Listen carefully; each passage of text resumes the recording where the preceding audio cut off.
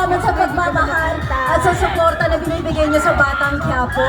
Mas marami kayong aabangan dahil grabe yung mga mangyayari. So abangan niyo yan. At alam niyo, hindi ko alam ba't ako nag-sleeveless sa Baguio. Ang lamig! Kailangan ko ng alam niyo, medyo parang uminit ng konti. Gusto niyo pa ba? Gusto niyo pa?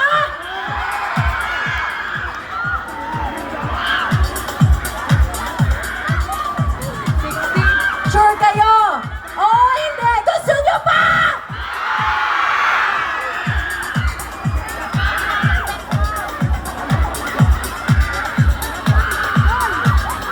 Ako dun eh, sige.